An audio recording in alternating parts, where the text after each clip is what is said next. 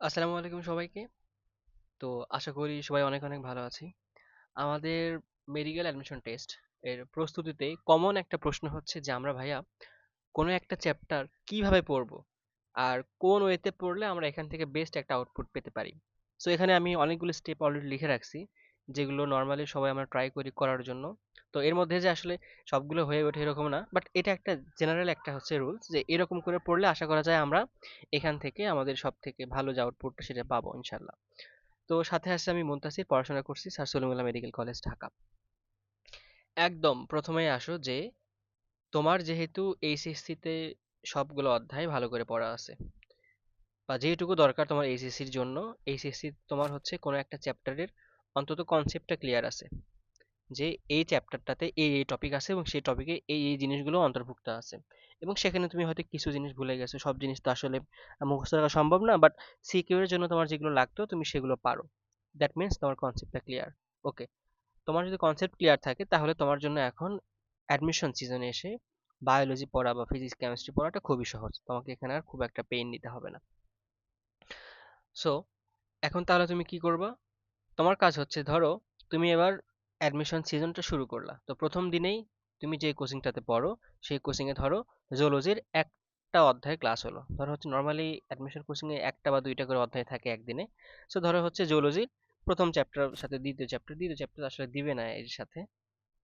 ধরো যেগুলো জাস্ট প্রথম চ্যাপ্টারটাই দিয়ে রাখছে, সাথে ধরো হচ্ছে যে রেচন বর্জন নিষ্কাশনের 6 নম্বরটা অধ্যায় দিয়ে রাখছে, একটা বড় একটা ছোট এরকম করে, যেহেতু আমাদের সময় থাকে অলমোস্ট 3 মাসের মতো। সো তাহলে প্রথম দিন তোমাকে দুইটা চ্যাপ্টার পড়াইলো, এখন ক্লাস হলো। এবং ক্লাসে তোমার অ্যাডমিশনের ক্লাসে তোমার কি করায় যে আচ্ছা ঠিক আছে, তোমরা তো এইচএসসি তে পড়ে আসছো, সো কিছু কিছু টপিক আছে, সেই টপিকগুলো তোমরা কিভাবে মনে রাখতে পারো এবং কোন অধ্যায়টা কিভাবে গোত্র করতে পারো বা অ্যাপ্রোচ করতে পারো, এই অধ্যায়টা কিভাবে পড়লে তোমার কম সময়ের মধ্যে হয়ে যাবে এটা। কারণ এত বিস্তারিত পড়ার কিন্তু সময় অ্যাডমিশনে থাকে না। সো তোমাকে কিছু টপিক, কিছু জিনিস তোমাকে বেশি হাইলাইট করবে, করে দিবে, এবং বেশ কিছু জিনিস তোমাকে হয়তো বলবে যে এগুলো লাগে না, দরকার নেই। তো এখন তুমি তো ক্লাস করলা, ক্লাস করলে বুঝলা যে তোমার এই এই জিনিস লাগবে এবং এগুলো তোমার লাগবে না, এগুলো কম লাগবে। এবং ক্লাসে তুমি যে কথাগুলো ভাইয়ার বা স্যার থেকে যে কথাগুলো শুনছো সেগুলো আশা করি মাথায় তোমার গেঁথে আছে। এখন তোমার বাসায় এসে কাজটা হচ্ছে, তোমার যদি কনসেপ্ট ক্লিয়ার থাকে। আচ্ছা, অ্যাডমিশনের ক্লাস আর একাডেমিক ক্লাসটা কিন্তু আলাদা। অ্যাডমিশনের ক্লাসটা বললাম যে এখানে খুব কম সময় তোমাকে অনেক কিছু দেওয়া হয়, যেটা লাগে সেটাই, জাস্ট এক্সট্রা কিছু বলা হয় না। তো তোমার যদি আগে থেকে এইচএসসি সময় থেকে তোমার যদি কনসেপ্ট ক্লিয়ার থাকে তাহলে তুমি এবার যে কাজটা করো, দ্বিতীয়তে হচ্ছে তুমি কোচিং এর ক্লাসটা করলা। ওকে, কোচিং এর ক্লাস করার পর তোমার কিছু টপিক তোমাকে সিলেক্ট করে দেওয়া হয়েছে, এবার তুমি বাসায় এসে ফুল বইটা রিডিং পড়বা। তোমার যে চ্যাপ্টার, ধরো জুলজির প্রথম যে চ্যাপ্টারটা আছে সেটা কেমিস্ট্রি ফিজিক্স উভয় ক্ষেত্রে প্রযোজ্য একই রকম। তো প্রথম যে চ্যাপ্টারটা আছে, যে চ্যাপ্টার তোমার ক্লাস করাইছে, সেই চ্যাপ্টারটা এবার রিডিং পড়ো। ফুল বই রিডিং পড়লা। তো তোমার এই যে তুমি ধরো এইচএসসির পর থেকে আহ, বিভিন্ন সময় পড়াশোনা করা হয়ে ওঠেনি আর, তো তোমার এখন মনে হলো আচ্ছা এই বইটাতে আমার এই এই টপিকগুলো আছে, এই এই লাইনগুলো আছে। আচ্ছা ঠিক আছে, তুমি এবার পড়লা, তাহলে ফুল বই রিডিং তোমার পড়া শেষ। এখানে কিন্তু তুমি দাগানো লাইনের আগে যেও না, ফুল বই রিডিং পড়ো, তুমি জাস্ট রিডিং পড়বা, তোমার মাথার মধ্যে অন্য কিছু নিয়ে আসার দরকারই নাই, জাস্ট রিডিংটা পড়লো। এরপর আসো তুমি তোমার মেডিকেলের যে প্রশ্ন ব্যাংক সেটা একটু খোলো। সেটা যে কোনো প্রকাশনের হতে পারে বা তোমার কোচিং থেকে যেটা দেয় সেটা পড়লে হবে। সো কোচিং থেকে যেটা দিল ধরো সেটা তুমি নিলে, কোশ্চেন ব্যাংকটা নিলা, নেওয়ার পরে তুমি দেখলা যে এখানে কোন ধরনের প্রশ্ন আসে। সো এখানে যে বিষয়গুলো আছে সেখানে আমি যদি একটু এখানে লিখে দেই তাহলে বেশি বেটার হয়।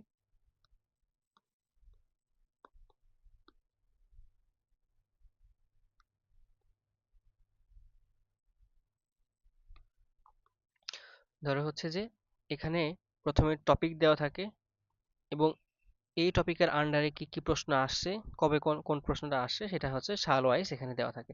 এরপরে অন্য একটা টপিক দেওয়া থাকে।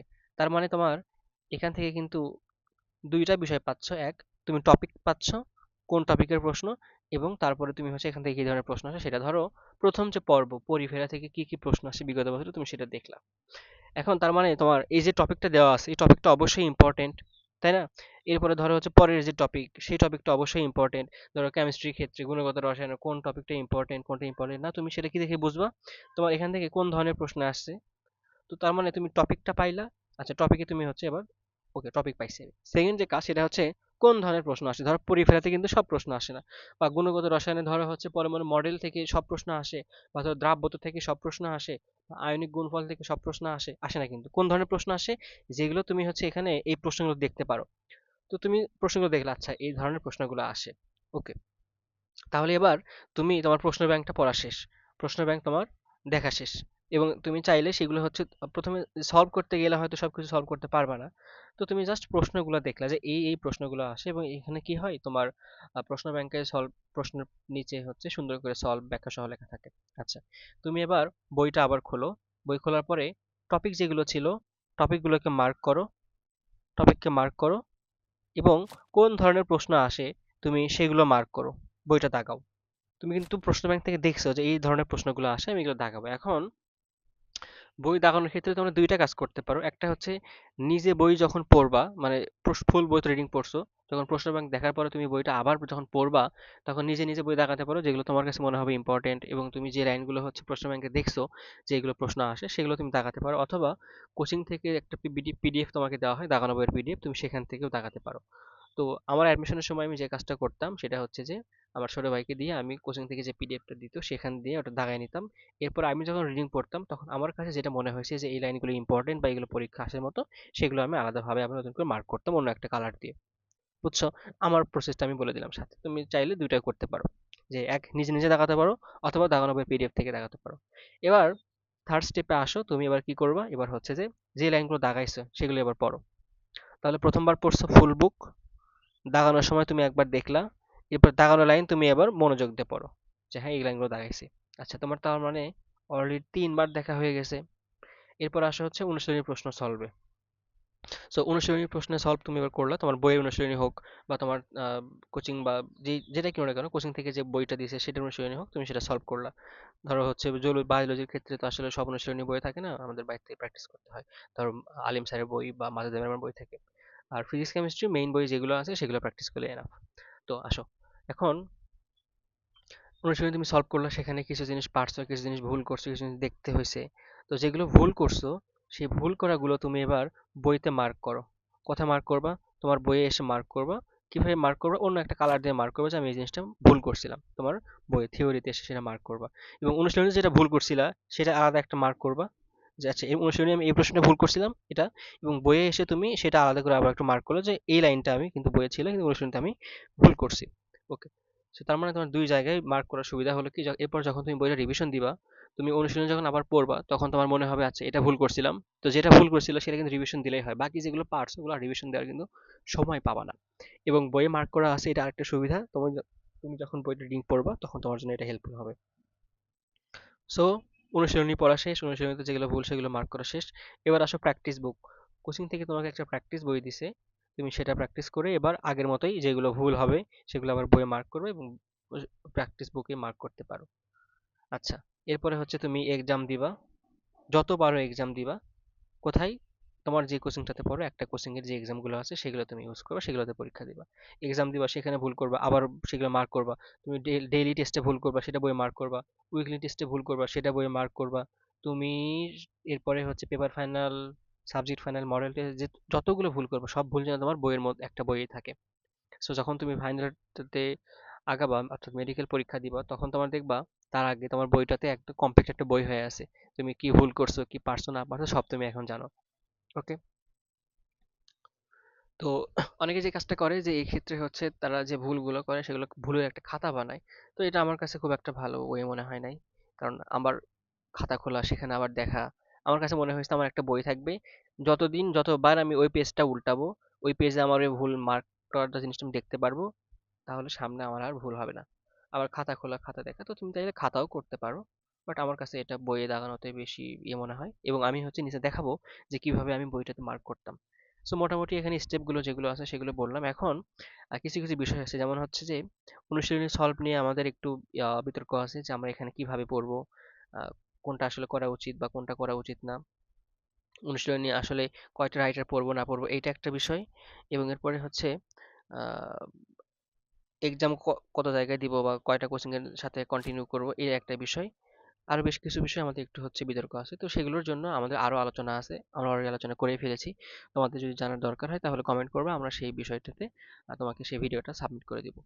ওকে, তাহলে এখন মোটামুটি আমাদের এই স্টেপগুলো ফলো করলে আমাদের কিন্তু কতবার প্রায় 4 থেকে 5 বার পড়া হয়ে গেছে।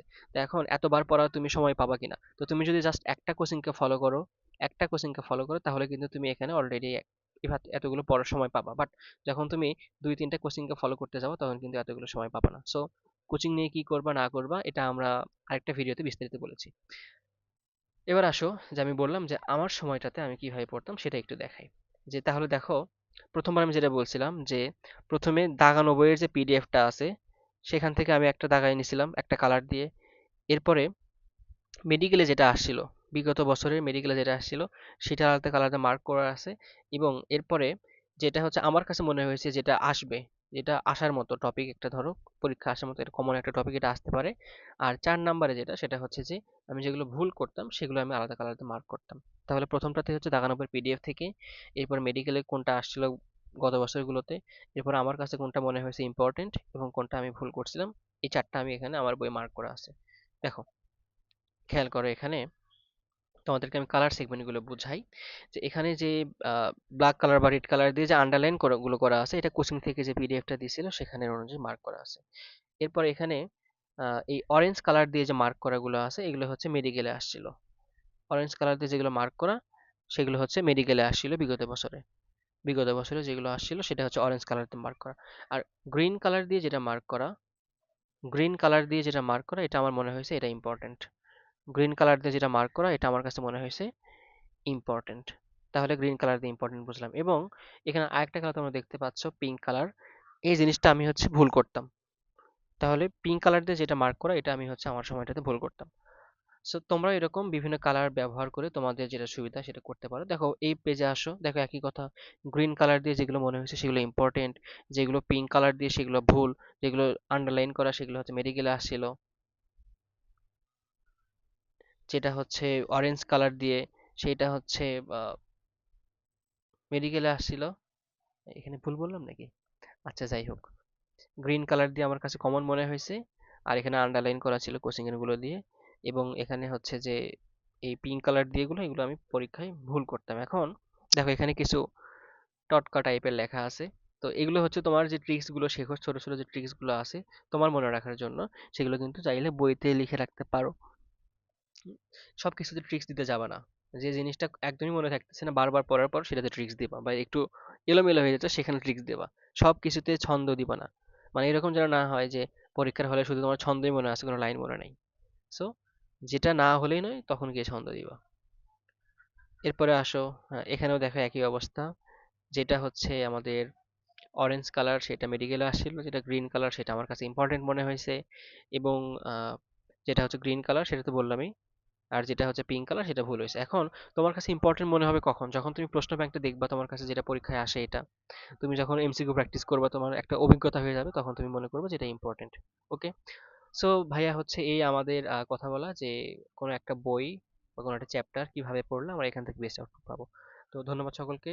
আসসালামু আলাইকুম।